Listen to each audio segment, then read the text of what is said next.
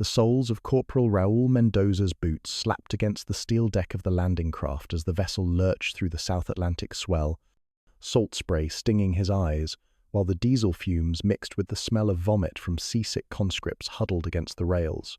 1982, a military dictatorship clinging to power, economic collapse at home. And now, 10,000 Argentine soldiers were about to stake everything on a chain of windswept rocks, 13,000 kilometers from Britain, but barely 400 kilometers from the Argentine coast. For General Leopoldo Galtieri and his junta, the Falkland Islands, Las Malvinas, represented salvation, a nationalist fever dream that could unite a fractured nation. For the young men packed shoulder to shoulder in landing craft on that frigid April morning, it represented something far simpler: survival. April 2nd, 1982, just before dawn, the Argentine Navy's amphibious task force approached the Falkland Islands under cover of darkness. Aboard the landing vessels, soldiers from the 25th Infantry Regiment checked their weapons for the 10th time, fingers numb from cold despite being inside. The plan was simple in theory: overwhelm the 60 Royal Marines stationed at Government House in Port Stanley with overwhelming force, secure a bloodless victory, and present the world with a fait accompli before Britain could react. Lieutenant Carlos Esteban stood at the bow of his landing craft, watching the dark smudge of land emerge from the pre-dawn gloom. Behind him, 19-year-old conscripts, some who had never fired a weapon outside training, whispered prayers or jokes to mask their fear. The regimental chaplain had blessed them hours earlier, his words about divine providence and historical justice echoing in the ship's hold. Now, with waves breaking over the ramp and the engines grinding against the current, those words seemed distant as another galaxy. The first boats grounded on Mullet Creek Beach at 04:30 hours. Mendoza was among the first ashore, his heavy boots sinking into the wet sand before finding purchase on the rocky shore. The wind hit him like a physical blow, freezing, constant, carrying the smell of kelp and penguin colonies. This was supposed to be autumn in the southern hemisphere, but it felt like the depths of winter. Behind him, more landing craft disgorged their human cargo, officers shouting orders that were immediately snatched away by the gale. The march toward Port Stanley began in darkness. Esteban's company advanced in tactical formation, weapons at the ready, expecting resistance at any moment. Instead, they encountered only the howling wind and the occasional startled sheep. The town's 1,800 British civilians remained in their beds, oblivious to the invasion force moving through their capital. Government House, the seat of British authority since 1833, stood just ahead, a white building that represented 149 years of occupation that Argentina had never accepted. When the firing started, it came as a shock despite all the preparation. The Royal Marines, though vastly outnumbered, had positioned themselves expertly. Tracer rounds cut through the darkness as machine gun fire erupted from defensive positions around Government House. Mendoza dove for cover behind a low stone wall, the crack of rifle fire mixing with shouted commands in Spanish and English. An Argentine lieutenant fell clutching his leg, the first casualty of a war that would claim thousands before it ended.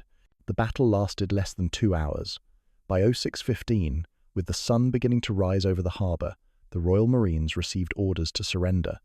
They had inflicted several casualties and damaged at least one Argentine armoured vehicle, but facing thousands of troops with heavy weapons, further resistance was suicide.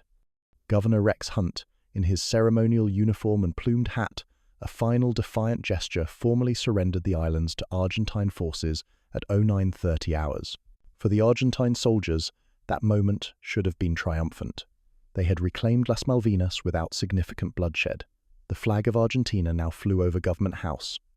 But as Esteban watched his men celebrating in the streets of Port Stanley, shaking hands with bewildered civilians and posing for photographs, a knot formed in his stomach. The British would come. Of course they would come. Margaret Thatcher was not a leader who would accept such humiliation. And when they came, his young conscripts, with their inadequate winter gear and limited training, would face the professional soldiers of one of NATO's most formidable military forces. The wind picked up, rattling the corrugated metal roofs of Port Stanley's houses. Mendoza found shelter in a doorway. Lighting a cigarette with trembling hands, whether from cold or adrenaline, he couldn't say. Around him, officers were already organizing defensive positions, stockpiling supplies, preparing for the siege they all knew was coming. The easy part was over. Back in Buenos Aires, crowds would soon fill the Plaza de Mayo, chanting for Galtieri, celebrating the recovery of national honor. Here, 13,000 kilometers from home, the victorious soldiers of the 25th Regiment settled into their new reality. Occupiers of hostile territory, cut off from reliable supply lines, waiting for an enemy that commanded the seas and possessed weapons that made Argentine equipment look like museum pieces. Picture yourself at 19, conscripted into service, standing on a windswept rock in the middle of nowhere, knowing that somewhere over the horizon, the most powerful naval force in Europe is assembling to take back what you've just won. If you're discovering this channel for the first time, hit that subscribe button and the notification bell. We're diving deep into the untold perspectives of history's forgotten soldiers. Drop a comment telling me where you're watching from and what time it is for you right now. Lieutenant Esteban watched the Union Jack being lowered from its pole, replaced by the blue and white of Argentina, and wondered how many of his men would live to see that flag come down again, because deep in his soldier's gut, where instinct trumps propaganda, he already knew it would. Private Miguel Sosa's fingers had turned a disturbing shade of purple-white as he tried to light a cigarette behind the corrugated metal windbreak, the matches dissolving to pulp from the constant drizzle that had fallen for 3 days straight without pause. The easy victory was behind them.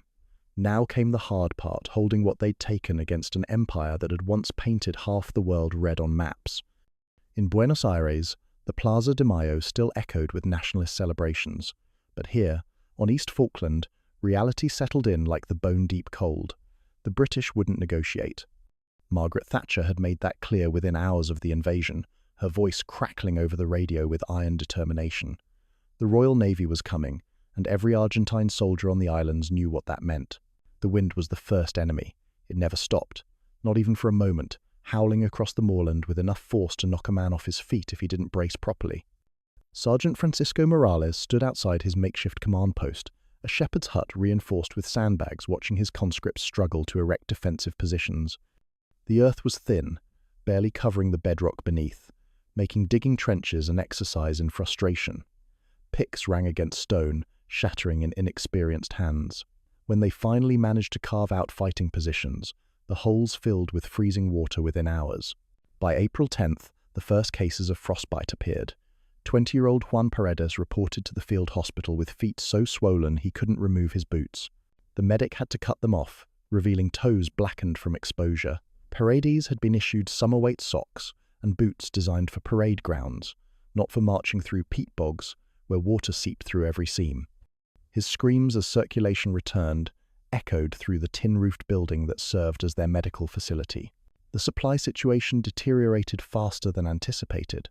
Ships from the mainland arrived irregularly, their schedules dependent on weather and the growing British submarine threat. Officers rationed food with mathematical precision, but mathematics couldn't stretch flour and tinned meat when vessels sat weathered in port hundreds of kilometers away. Soldiers learned to make fires from whatever they could find: furniture, from abandoned British homes, peat that smoked more than it burned, even sheep dung when desperation set in. The smell of improvised cooking, mixed with diesel fuel, wet wool, and unwashed bodies, created an atmosphere that clung to everything. Lieutenant Esteban's company occupied defensive positions overlooking Port Stanley Harbour. From his observation post, he could see the entire anchorage where Argentine warships lay at anchor, including the cruiser General Belgrano. The ship's presence was meant to intimidate, a floating fortress that supposedly made the islands impregnable. Esteban had served long enough to know better. The Belgrano was a relic from another era, purchased from the Americans after World War II, while the British possessed nuclear submarines and guided missiles that could strike from beyond the horizon. The isolation gnawed at morale worse than the cold. Mail service was erratic, dependent on the same supply ships that brought food and ammunition. Conscript Martinez hadn't heard from his pregnant wife in 2 weeks. Each morning he asked if letters had arrived, and each morning received the same negative response. He wasn't alone. Hundreds of young men stood on a windswept rock, cut off from families who didn't even know if they were alive or dead. Some wrote letters they had no way to send, filling notebooks with words that might never reach home. On April 14th, reconnaissance planes reported the first British naval units approaching from Ascension Island. The news spread through the defensive positions like electricity. Binoculars appeared everywhere, scanning the northern horizon for the enemy fleet that represented professional military power beyond anything most Argentine soldiers had encountered. Officers tried to maintain confidence, speaking of air superiority and anti-ship missiles that would devastate the British task force. But at night, in the trenches filled with freezing water, soldiers whispered different calculations: 10,000 Argentine troops against 25,000 British, amateur conscripts against battle-hardened professionals, antiquated equipment against NATO technology. The fortification work intensified. Engineers directed the construction of gun emplacements, ammunition bunkers, and communication trenches connecting defensive positions. The plan was textbook: create overlapping fields of fire, establish kill zones, make the British pay for every metre of advance. But executing textbook plans required proper materials. Concrete was scarce, steel reinforcement almost non-existent. Defensive positions that should have been reinforced, bunkers became holes in the ground covered with corrugated metal sheets weighed down with rocks. Private Sosa finally got his cigarette lit, cupping it against the wind while water dripped from the metal roof overhead. His shelter, shared with 5 other conscripts, consisted of a shallow pit covered with metal sheeting and camouflage netting. During the day, they emerged to man defensive positions. At night, they huddled together for warmth, boots never removed because pulling them on again with frozen feet was agony. The youngest among them, barely 18, cried himself to sleep some nights, quiet sobs that everyone pretended not to hear. Food became an obsession. The ration was theoretically sufficient: tinned meat, hardtack biscuits, instant coffee, but the reality of eating cold food in freezing conditions made every meal an ordeal. Soldiers developed elaborate rituals around mealtimes, sharing techniques for heating tins over makeshift stoves, built from empty ration containers, and cooking fuel stolen from supply depots. The smell of burning metal and scorched beef became the perfume of survival. On April 21st, the weather cleared briefly, and for the first time in days, soldiers could see beyond the immediate fog and rain. The horizon remained empty, but everyone knew it wouldn't stay that way. Somewhere out there, steaming at maximum speed, came destroyers, frigates, aircraft carriers, and assault ships carrying Royal Marines and Parachute Regiment soldiers whose reputation preceded them. The same troops who had fought from Normandy to Northern Ireland were coming to take back these islands, and no amount of nationalist propaganda could change that reality. Think about waiting in a trench half filled with ice water, knowing a professional military force is sailing toward you, with orders to kill or capture every soldier wearing your uniform. Sergeant Morales gathered his squad for evening inspection, counting heads to ensure no one had succumbed to exposure during the day's patrol. When the radio crackled with news from Naval Command, the British task force had been spotted, still 3 days sailing time away but closing fast. And somewhere in those waves sailed vessels carrying death with surgical precision. The radar operator's hands trembled as he watched the blip separate from the larger contact on his screen, knowing that somewhere in the darkness a French-built Exocet missile was racing toward HMS Sheffield at nearly the speed of sound, while his own ship, the General Belgrano, steamed southward with no idea that British submarines were already tracking her wake. May 4th, 1982. The air war began before dawn when Captain Augusto Bedacaratz climbed into his A4 Skyhawk at Rio Grande Air Base, his breath visible in the cockpit despite his flight suit, aware that each mission might be his last against an enemy equipped with radar-guided missiles and fighters that could hover like hummingbirds. The briefing had been simple: find the British task force, deliver your payload, and pray you have enough fuel to make it home. The distance from the mainland to the combat zone pushed every aircraft to its operational limits. No room for error, no second chances. The pilot who launched the Exocet that day became an instant national hero back home, but on the islands, soldiers watching the distant contrails understood a darker truth for every successful strike. 3 or 4 Argentine aircraft fell from the sky. The British Sea Harriers, with their ability to vector thrust and change direction mid-flight, hunted Argentine jets like wolves among sheep. Radar warning receivers screamed in cockpits as Sea Dart and Sea Wolf missiles locked on, giving pilots seconds to react before orange fire blossomed in the sky. On the ground, Corporal Mendoza watched the aerial combat through binoculars from his trench overlooking Stanley Harbour. Contrails marked dogfights too high to see details, but the sudden black smoke trails told the story. An explosion. Debris falling into the ocean. Another Argentine pilot dead or captured. Another Skyhawk or Mirage lost to missiles that cost more than most soldiers would earn in a lifetime. The mathematics were brutal. Argentina had perhaps 200 combat aircraft. Britain had virtually unlimited replacements steaming from the north. May 21st arrived with deceptive calm. The General Belgrano cruised south of the islands with 2 destroyer escorts, theoretically beyond the British exclusion zone. Inside the cruiser's operations room, Radar operators tracked distant contacts, while officers debated whether to turn north and engage or continue the patrol pattern. The decision became irrelevant at 16:01 hours when the British submarine Conqueror fired 3 torpedoes from close range. Lieutenant Estrada was eating lunch in the Belgrano's forward mess when the world exploded. The first torpedo struck amidships, the explosion lifting the deck beneath his feet before slamming him against a bulkhead. Emergency lights flickered, died, then activated on battery power, casting everything in red. The second torpedo hit seconds later, somewhere aft, and suddenly water was rushing in, freezing South Atlantic seawater that turned compartments into death traps within minutes. 323 sailors died that day. Some drowned in flooded compartments as watertight doors sealed automatically, trapping men on the wrong side. Others made it to life rafts, only to succumb to hypothermia in water so cold that survival time was measured in minutes without proper exposure suits. The destroyers rescued survivors when they could, plucking men from rubber rafts where they sat packed together like sardines, many already dead from the cold, frozen in sitting positions. News of the Belgrano reached the islands within hours, officially through command channels, unofficially through radio intercepts, and the grim calculus of watching rescue helicopters return with fewer survivors each trip. Private Sosa listened to his sergeant explain that the cruiser had been sacrificed in the defense of the homeland, a phrase that meant nothing to frozen conscripts, who now understood their own expendability with crystalline clarity. If a capital ship with 900 crew could be erased in minutes, what chance did infantry in muddy trenches have against British artillery and aircraft? The psychological impact rippled through Argentine positions like shockwaves. Officers tried to maintain morale, emphasizing the successful Exocet strike on HMS Sheffield, but soldiers did mathematics in their heads. The Sheffield was a destroyer. The Belgrano was 10 times larger. Fair trade? Only if you ignored the 300 families in Argentina who would receive telegrams instead of sons and husbands. Air operations intensified despite mounting losses. Captain Bedacarats flew mission after mission, each time wondering if this would be the sortie where a Sea Harrier caught him, or if mechanical failure would drop him into the ocean far from rescue.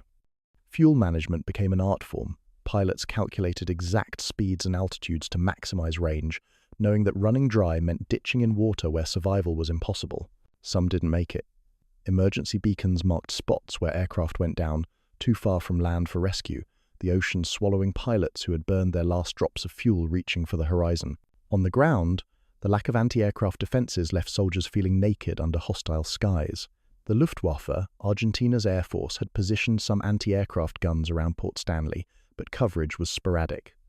Most defensive positions had nothing beyond rifles and machine guns, useless against jets traveling hundreds of kilometers per hour at altitude. Soldiers learned to recognize engine sounds, distinguishing between friendly Pucara's turboprop attack aircraft that seemed to crawl across the sky and British Harriers that appeared without warning, dropping cluster bombs that spread devastation across wide areas. The British maintained constant air patrols, Sea Harriers circling like sharks just beyond effective range, waiting for opportunities to strike. When they did attack, the result was systematically destructive. Runway craters at Port Stanley Airport forced repair crews into continuous work, filling holes only to watch them reappear hours later. Supply dumps erupted in orange fireballs as bombs found ammunition stores. Communications towers collapsed under precision strikes, leaving units isolated and dependent on runners carrying messages between positions.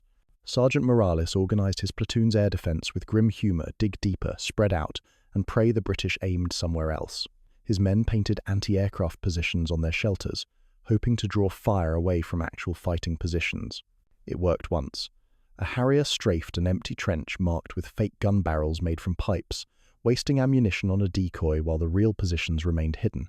Picture yourself looking up at a clear sky, knowing that somewhere beyond your vision, radar is painting your position, and a pilot you'll never see is pressing a button that will send death screaming toward you at the speed of sound. The naval exclusion zone became a graveyard for Argentine ships that ventured too close. Submarines stalking anything that moved while Sea Harriers waited to pounce on vessels foolish enough to show themselves in daylight. And in the trenches around Port Stanley, soldiers who had celebrated victory 3 weeks earlier now counted the days until British boots hit the beach, bringing with them the full weight of NATO firepower against conscripts whose heaviest weapons were World War II-era artillery pieces that jammed in the constant damp. The explosion lifted Lance Corporal Benitez off his feet as the British bomb struck 50 meters away, the concussion wave carrying the smell of cordite and freshly turned earth while shrapnel sang through the air like angry hornets seeking flesh. May 21st, 1982. The day every Argentine soldier had dreaded arrived with the sunrise. British amphibious forces entered San Carlos water on East Falklands' western coast, their landing craft disgorging thousands of troops under the protective fire of destroyers and frigates anchored in the bay. From the hills overlooking the landing zone, Argentine observers watched helplessly as the invasion force larger than the entire garrison defending the islands established a beachhead that would grow by the hour. Private Domingo Flores had been on observation duty since 0300 hours, his eyes straining against the darkness for any sign of movement in the sound below. When the first grey shapes appeared, barely visible against the pre-dawn water, his hand trembled as he reached for the radio handset. The response was immediate but useless orders to observe and report, not engage. Flores counted landing craft, watching British soldiers wade ashore through knee-deep water under covering fire that turned the beach into a storm of metal. Parachute Regiment troops, Royal Marines, Welsh Guards, professional soldiers who moved with practiced efficiency, securing positions with tactical precision that made Argentine defensive preparations look amateur by comparison. The airstrikes began within hours. Argentine pilots, knowing this was their chance to stop the invasion before it gained momentum, launched wave after wave of attacks despite knowing the British fleet bristled with anti-aircraft weapons. Captain Mariano Velasco remembered the briefing: get low, use the terrain, strike fast, and break away before the missiles locked on. Theory. In practice, the San Carlos Valley became known as Bomb Alley, and Argentine pilots paid the price for every approach. Velasco's Skyhawk screamed over the hilltops at near supersonic speed, so low that his wingtips seemed to brush the heather. Below, British ships opened fire simultaneously, creating a wall of tracers and exploding shells. His aircraft shuddered as something struck the fuselage, probably small arms fire from troops ashore, but the bomb release worked.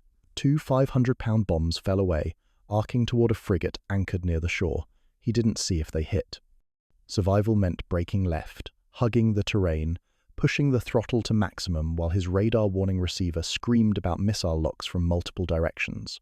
Not everyone made it out.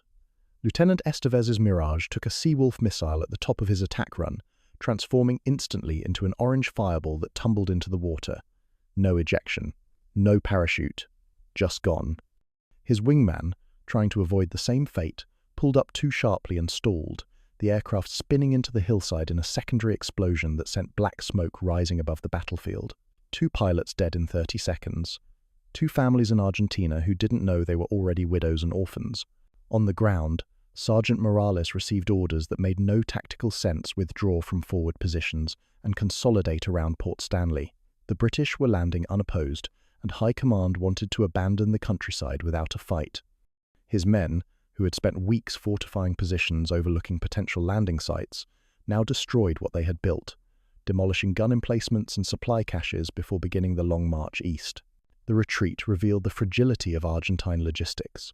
Trucks broke down on the rough tracks that passed for roads, their engines never designed for the constant moisture and freezing temperatures.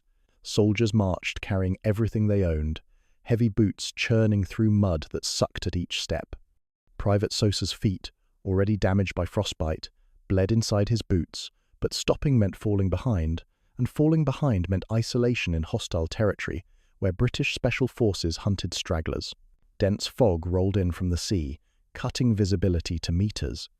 Morales used it as cover, moving his platoon through valleys where Royal Navy helicopters couldn't spot them. The sound of rotor blades became a constant presence, sometimes distant, sometimes terrifyingly close. The distinctive whup, whup, whup of Sea King helicopters ferrying British troops inland. Once, his unit froze as a helicopter passed directly overhead, so close that the downwash flattened the heather around them. The pilot didn't see them, or maybe he did and chose not to engage. Either way, they survived another hour. Back at San Carlos, British engineers worked with mechanical efficiency, unloading equipment from landing ships while Rapier missile teams established air defense positions. The Argentine Air Force kept coming, brave to the point of suicide. Pilots described it later as flying through a storm of metal, where the sky itself seemed intent on killing them. Sea Harriers waited at altitude, diving on aircraft that emerged from low-level attacks, while every ship in the anchorage contributed to a defensive web that filled the air with thousands of rounds per minute. The cost was horrific. Lieutenant Araras watched his formation of 4 Skyhawks become 3, then 2, then just him alone, throttle firewalled, racing for the horizon with a Sea Harrier on his tail. The missile launch warning tone became a constant scream in his headset. He jinked left, right, dove toward the wave tops where radar lock was harder to maintain, but the Sidewinder followed every move. When it hit, the impact was surprisingly gentle, just a solid thunk against the tail section. Then the controls went dead, and the aircraft began a slow roll toward the ocean. Araras ejected at 50 meters altitude, the parachute barely deploying before he hit the freezing water. British helicopters picked him up 20 minutes later, shivering so violently he couldn't speak. Another pilot who survived, only to spend the rest of the war as a prisoner. Corporal Benitez's observation post took a direct hit from British naval gunfire on day 3 of the landing. The 5-inch shell from HMS Antrim struck the hillside just below their position, the explosion collapsing the shelter and burying 3 men under tons of rock and dirt. Benitez, thrown clear by the blast, crawled back to dig with bare hands, screaming names into the settling dust. He found Martinez first, dead from internal injuries, blood trickling from his ears. Lopez and Ruiz remained buried, their muffled cries growing weaker as minutes passed without proper equipment to move the debris. By May 25th, the British beachhead was irreversible. 20,000 troops ashore with armour, artillery and supplies flowing continuously from the naval force offshore. Argentine High Command ordered the 25th Infantry Regiment to prepare defensive positions around Goose Green, a settlement southeast of the landing zone. The regiment's commander knew it was a delaying action at best, a sacrifice play to slow the British advance toward Port Stanley. His young soldiers, some of whom had never fired their rifles in anger, would face battle-hardened parachute regiment soldiers with air support, naval gunfire, and overwhelming superiority in every category except determination. Imagine watching thousands of enemy soldiers pour ashore while your orders are to retreat, knowing that somewhere ahead, your government has decided where and when you'll make a stand against an enemy that hasn't lost a major battle since 1945. Private Flores abandoned his observation post on May 27th, the British advance finally reaching his position, and as he stumbled through the darkness toward Port Stanley, he could hear behind him the sounds of tracked vehicles, British accents shouting orders, and the mechanical efficiency of a professional army that had come 8,000 kilometers to reclaim these islands and would accept nothing less than complete surrender. Machine gun fire stitched across the frozen peat as Private Torres pressed his face into the mud, the smell of wet earth and cordite filling his nostrils, while tracer rounds drew red lines through the pre-dawn darkness that marked where British paratroopers were advancing through the gorse bushes, barely 200 meters away. May 28th, 1982, the 25th Infantry Regiment occupied defensive positions around Goose Green, a tiny settlement that had become strategically vital as the British breakout from San Carlos gathered momentum. Lieutenant Colonel Italo Piaggi commanded roughly 1,200 men, a mix of conscripts and regular soldiers facing the 2nd Battalion Parachute Regiment advancing from the north. The paratroopers had a reputation forged in Normandy and hardened in Northern Ireland. Torres and his fellow conscripts had 6 weeks of occupation duty and deteriorating morale. The British attack began with artillery preparation. Naval guns from ships offshore sent shells screaming overhead, each impact shaking the ground like minor earthquakes. Torres counted the seconds between flash and explosion, a childhood game turned survival calculation. When the intervals shortened, it meant fire was walking toward his position. When they lengthened, someone else was dying. The randomness was worse than sustained bombardment, the waiting, the wondering if the next shell carried your name. Sergeant Morales moved between positions in the trench system, checking ammunition loads and adjusting fields of fire. His men were tired beyond exhaustion, having spent the night reinforcing positions while British reconnaissance probed their perimeter. Several conscripts had injuries from earlier skirmishes, sprains, cuts, one case of accidental discharge that left Private Gomez with a through-and-through leg wound. The regimental aid station sent him back to the line anyway. Orders from above. Everyone fights, wounded or not. Gomez limped to his position using his rifle as a crutch, face grey with pain and loss of blood. The paratroopers came with the sunrise, moving in tactical bounds that spoke of endless training, fire team covering while the other advanced, then leapfrogging forward under suppressing fire. Torres watched through his rifle sights as British soldiers maneuvered with mechanical precision. He fired when they appeared, working the bolt action of his rifle with numb fingers, ejecting brass casings that clinked against the frozen ground. Whether he hit anything was impossible to tell. The enemy kept coming. Captain Benitez commanded the company holding the northern approach, a collection of waterlogged trenches connected by communication paths that flooded with every rain.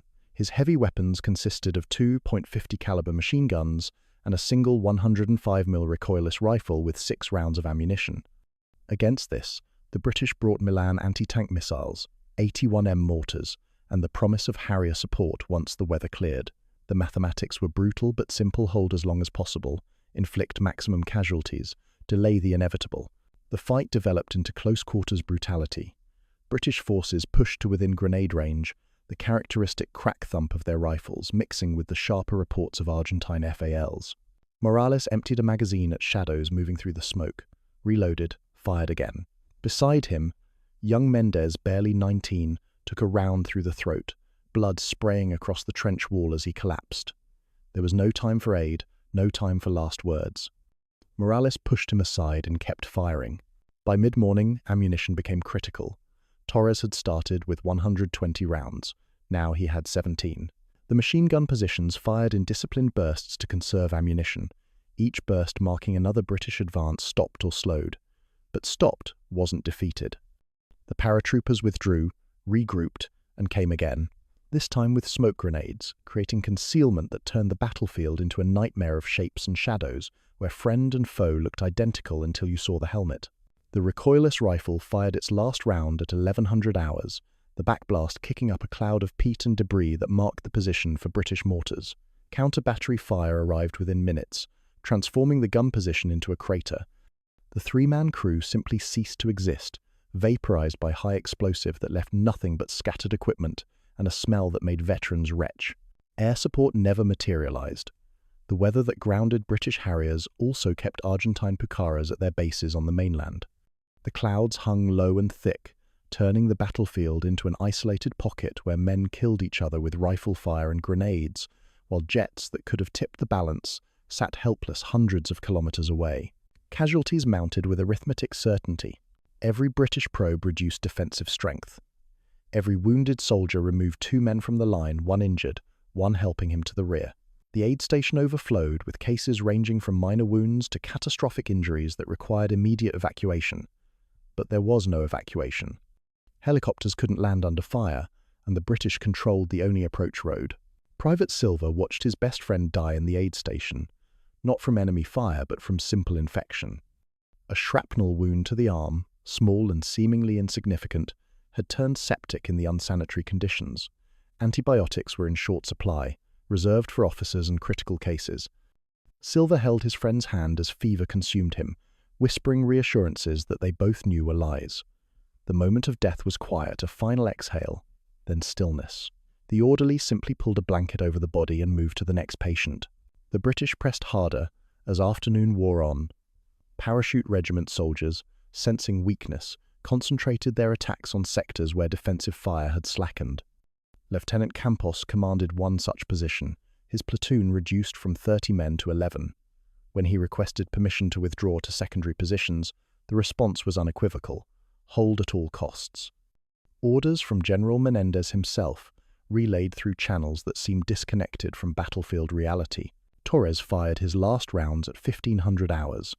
17 bullets gone in individual shots at targets that appeared and disappeared in the smoke and confusion. He searched dead comrades for ammunition, finding only empty magazines and weapons fouled by mud. The machine gun to his left had fallen silent, its crew dead or fled. To his right, Morales still fired methodically, but his movements had slowed, each shot requiring visible effort. The white flag appeared at 1630 hours, raised by Colonel Piaggi after consultation with surviving officers. The 25th Regiment had fought for nearly 12 hours, inflicting significant casualties on the Parachute Regiment, but losing nearly half their own strength. The surrender was pragmatic, continuing meant annihilation, with no strategic benefit.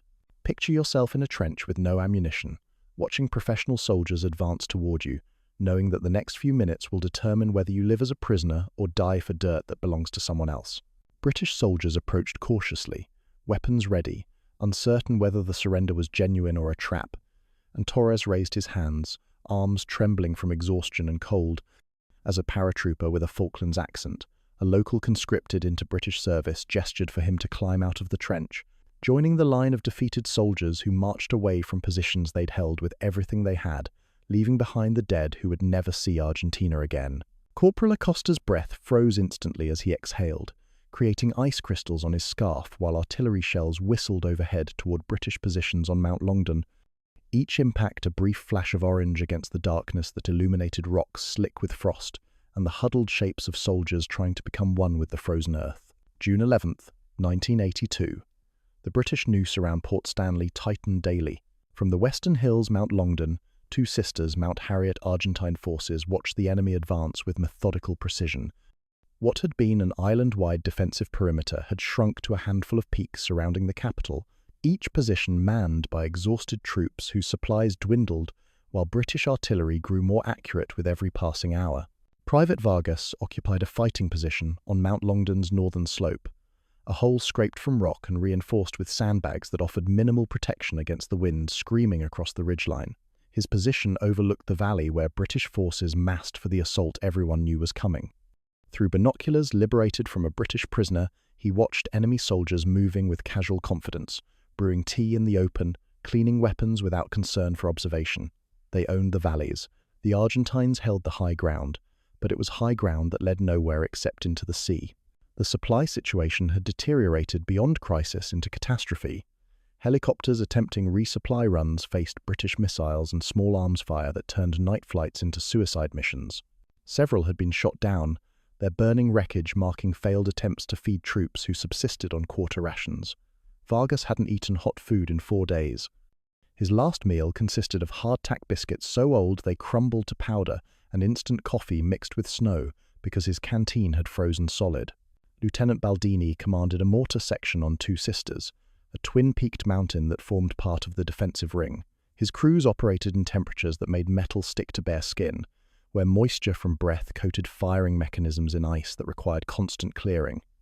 They had ammunition shells stacked in snow-covered pits, but firing revealed positions to British counter-battery radar that brought devastatingly accurate return fire. His orders were to conserve ammunition for the main assault, but conserving ammunition while watching enemy concentrations build was tactical madness that served no purpose except preserving shells that would likely be captured anyway. The officers no longer pretended optimism. Major Carrizo Salvadores, commanding the 7th Infantry Regiment on Mount Longdon, knew his conscripts faced the 3rd Battalion Parachute Regiment, the same unit that had taken Goose Green. His defensive plan was simple, because complex tactics required communications equipment that didn't exist, and troops trained for maneuver warfare, not static defense. Hold the positions, fight from prepared defenses, make the British pay for every meter in blood and time.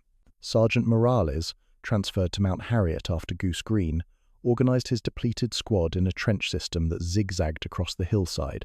The position had been occupied for weeks, turned into a frozen wasteland of discarded equipment, human waste, and the detritus of military occupation under siege conditions. His men were ghosts of the soldiers who had invaded 3 months earlier. Frostbite had claimed toes and fingers. Dysentery from contaminated water had turned strong men into shuffling invalids who could barely carry their weapons. Several showed signs of trench foot so severe that boots had to be cut away, revealing flesh the color and consistency of rotted fruit. The psychological toll exceeded physical damage. Private Fernandez sat in the trench talking to himself, entire conversations with imaginary companions that became louder and more animated as days passed. His squad mates ignored it, having learned that acknowledging the break from reality only made it worse. Another soldier, Quiroga, had stopped speaking entirely 3 days earlier, performing his duties with mechanical efficiency, but refusing to engage with questions or commands. He ate when food appeared, fired when ordered, and stared at nothing during the endless hours of waiting. British harassment increased nightly. Artillery strikes at irregular intervals prevented sleep, the random nature more effective than sustained bombardment. Just as exhausted soldiers drifted off, shells would crash down, sending everyone scrambling for deeper cover. Snipers worked the valleys, their shots carefully aimed at anyone who exposed themselves during daylight. Corporal Herrera took a round through the shoulder while relieving himself behind a rock. The sniper had waited patiently for nature's call to make him careless. On June 13th, reconnaissance patrols reported British forces moving into assault positions. The Scots Guards approached Mount Tumbledown. The Gurkhas positioned themselves below Mount William. The Welsh Guards, having suffered casualties from friendly fire at Fitzroy, prepared to support the main effort. Overhead, British Harriers flew constant combat air patrols, their presence a reminder that Argentine air power no longer contested the skies. The last major airstrike had been days earlier, brave pilots flying through a gauntlet of missiles that claimed more aircraft than struck targets. Acosta checked his ammunition for the 10th time that hour. 6 magazines, 30 rounds each, 180 bullets between him and whatever came up the mountain. The soldier beside him, a conscript named Benitez, had less his rifle jammed during the last firefight, the bolt mechanism frozen by moisture that turned to ice in the action.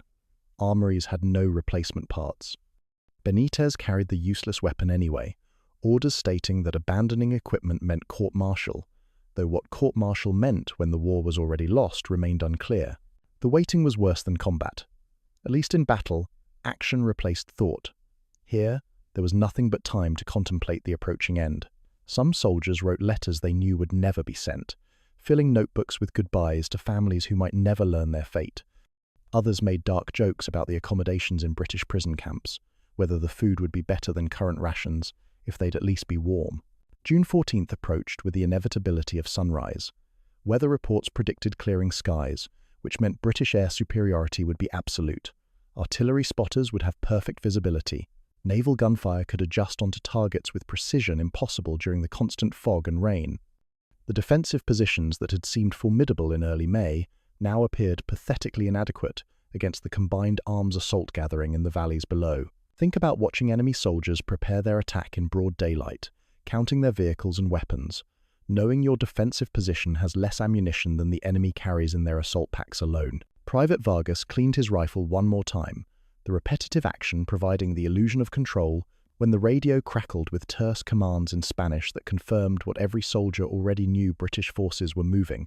The final assault had begun, and somewhere in those advancing formations came professional soldiers who had travelled 8,000 kilometres to plant their flag on these frozen peaks, while the young men in Argentine uniforms, who held the high ground, had nowhere left to retreat and no reinforcements coming to save them. The night erupted in tracer fire as Private Jimenez hugged the frozen rock, grenades exploding in chains along Mount Longdon's ridge, while British paratroopers advanced through a minefield that claimed attackers and defenders alike, each explosion illuminating twisted metal and human shapes that moments before had been soldiers fighting for geography that neither side would truly own. 11:30 p.m., June 11th, 1982. The British night assault began with silence broken by the crack of small arms fire on Mount Harriet. Lieutenant Baldini, positioned on Two Sisters, heard the distant firefight grow in intensity, the sound of massed rifle fire, grenade explosions, the distinctive rip of machine guns overlapping until individual weapons merged into continuous thunder. The attack everyone had anticipated for weeks had finally arrived, and it came with darkness as an ally.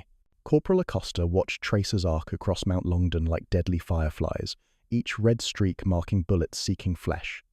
The 3rd Battalion Parachute Regiment advanced in tactical bounds, their night vision equipment rendering darkness transparent, while Argentine defenders relied on muzzle flashes and sound to locate targets. It was fighting from different centuries, professional soldiers with modern optics against conscripts whose night fighting training consisted of theoretical lectures about maintaining watch in darkness. The minefield that Argentine engineers had laid weeks earlier claimed its first victims with a flash that temporarily blinded observers. A British paratrooper had triggered an anti-personnel mine, the explosion sending shrapnel through his squad. Screams in English pierced the night, orders shouted, medics called forward. But the British didn't stop. They adjusted routes, marked safe paths, and kept coming. For every soldier, the mines claimed, 10 more found ways through the deadly ground. Sergeant Morales fired his FAL in short bursts, aiming at the muzzle flashes that marked British positions. Beside him, Private Vargas worked his bolt-action rifle with mechanical precision, firing, ejecting, loading, firing again. The rhythm was almost meditative until a grenade landed 5 meters away. Morales dove one direction, Vargas the other. The explosion sent rock fragments whining through the air. When Morales looked back, Vargas was clutching his face, blood streaming between his fingers where shrapnel had opened his cheek to the bone. On Mount Harriet, the 42nd Commando Royal Marines attacked with suppressed weapons, their advance almost silent until they were among the Argentine positions. Lieutenant Castillo heard whispered English, before seeing movement shadows against shadows that resolved into armed men wearing berets instead of helmets. He fired his pistol twice before a burst of automatic fire cut him down, the bullets punching through his chest with impacts that felt like hammer blows. The fighting devolved into close-quarters savagery. British soldiers used grenades to clear trenches, the explosions in confined spaces creating overpressure that killed through internal damage rather than fragmentation. Argentine defenders fought back with everything available: rifles, grenades, even entrenching tools used as weapons when ammunition ran out. Private Gomez, his rifle empty, picked up a rock and threw it at advancing Marines, a futile gesture that ended when return fire stitched across his position. Naval gunfire added to the chaos. British destroyers offshore fired illumination rounds that turned night into flickering daylight, exposing both attackers and defenders. Under the parachute flares, Corporal Acosta saw the full scope of the assault, hundreds of British soldiers advancing across terrain he'd thought impassable. The reality was terrifying. These weren't conscripts. These were professionals who moved with practiced efficiency, covering each other, using terrain, advancing despite casualties that would have broken lesser units. On Mount Tumbledown, the Scots Guards encountered the 5th Marine Infantry Battalion, Argentine naval infantry who fought with determination born of professional pride.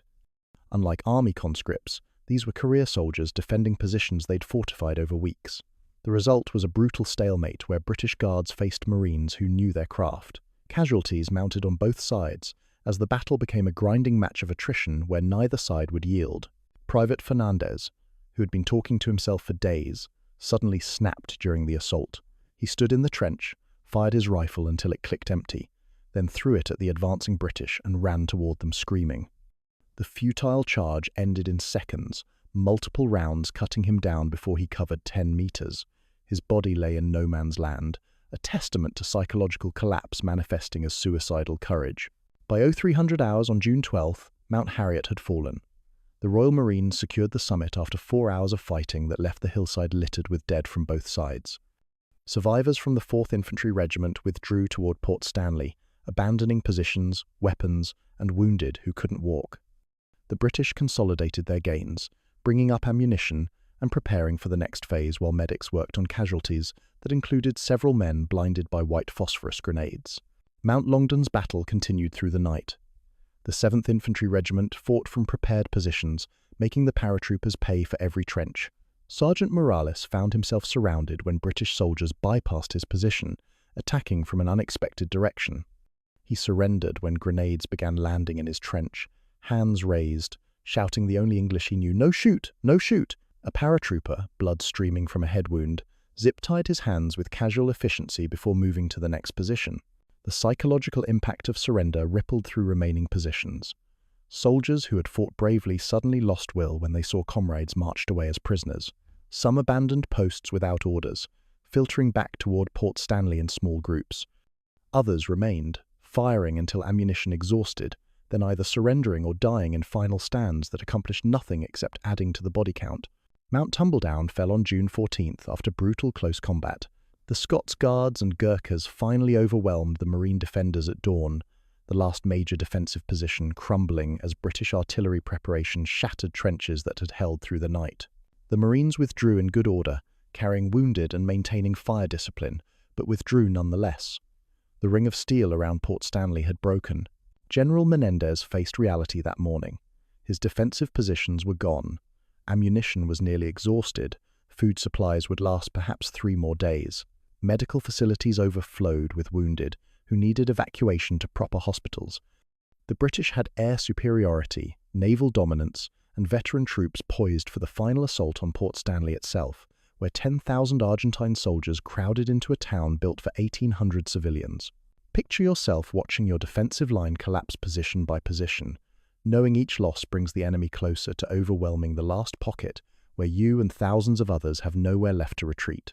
Private Jimenez pulled from the rubble of his position on Mount Longdon, with both legs broken from a British artillery strike, screamed for morphine that didn't exist, while around him, the sound of bagpipes drifted across the battlefield, Scottish troops playing their traditional music as they consolidated positions on ground purchased with blood from both sides.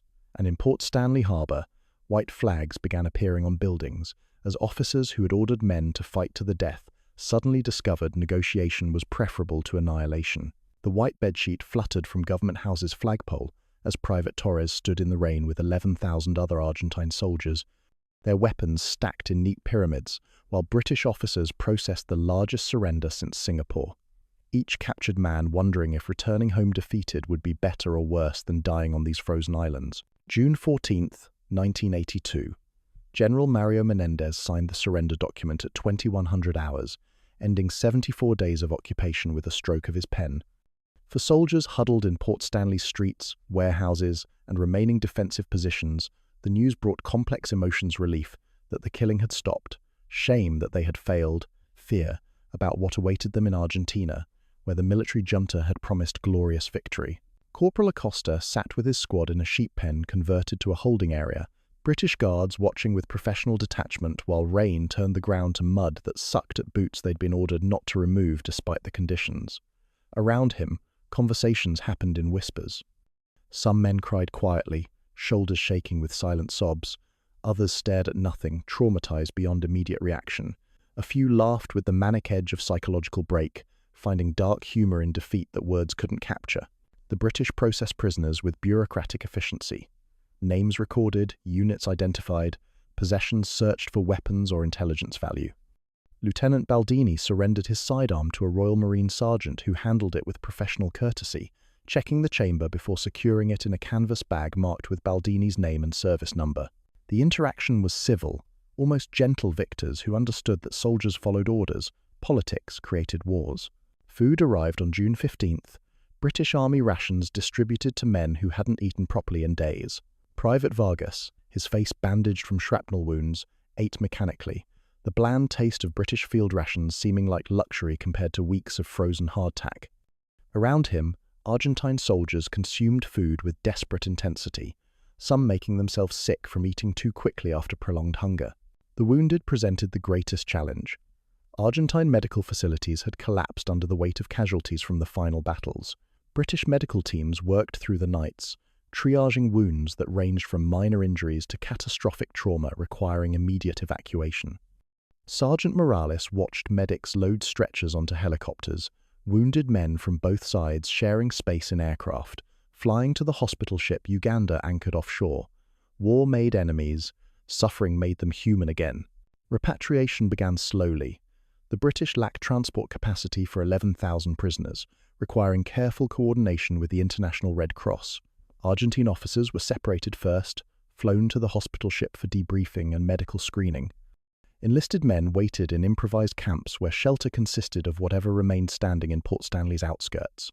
Tensions arose over limited space, food distribution, and the simple fact of being defeated and dependent on enemy charity for survival. Private Fernandez's body was never recovered.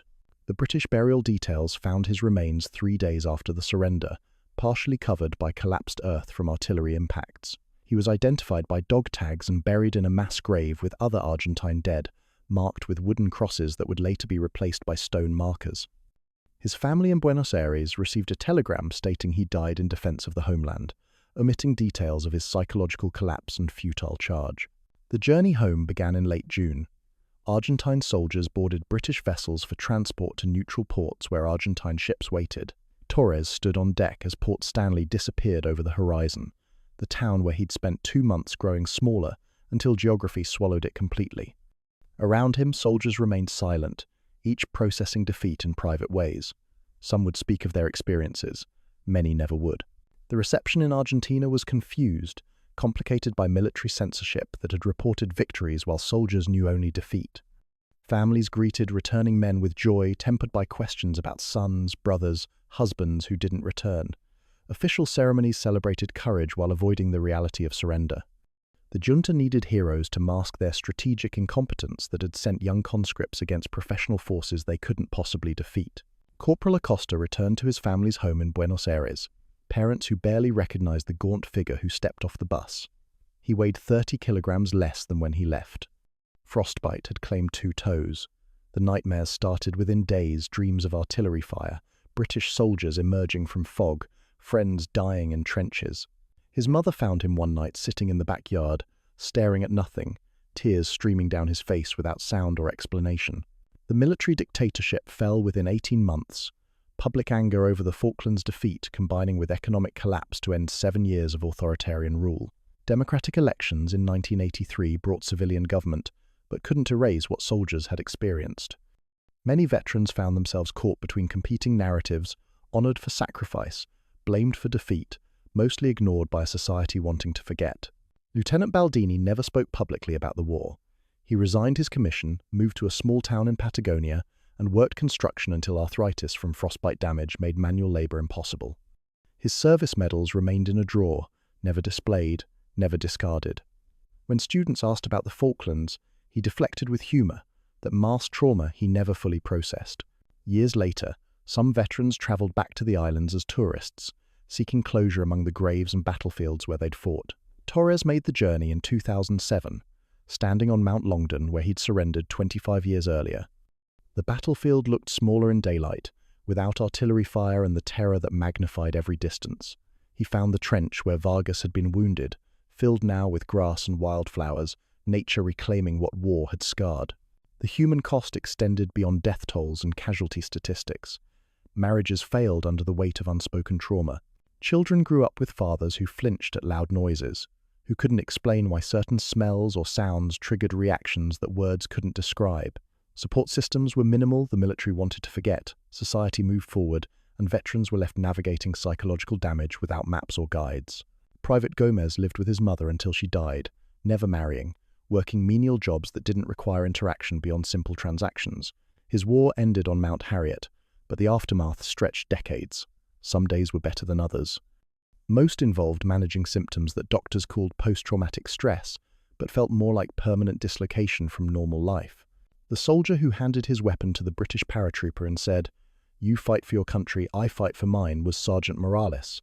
That moment of mutual respect between enemies became his lasting memory of the war, not the violence or defeat, but the acknowledgement that soldiers on both sides served causes larger than individual choice. The paratrooper had nodded, understanding in that instant that politics created conflicts but soldiers bled for them. 40 years later, veterans from both sides occasionally meet at commemorations, old enemies finding common ground in shared experience that transcends national boundaries. The cold, the fear, the friends lost, the price paid for decisions made by others who never saw the consequences in torn flesh and shattered minds. Think about being 19, surviving 74 days of war, and spending the rest of your life trying to explain to people who weren't there why some nights you wake up screaming about events that happened decades ago on islands most couldn't find on a map. The Falklands War ended on June 14, 1982, but for men like Torres, Acosta, and thousands of others who fought there, it never truly ended. It just transformed into a different kind of battle. One fought in silence, in therapy sessions, in quiet moments when memory ambushes present, and in the knowledge that they survived when others didn't, carrying forward stories that deserve telling, even when the telling hurts, because forgetting those who didn't return would be the greatest defeat of all.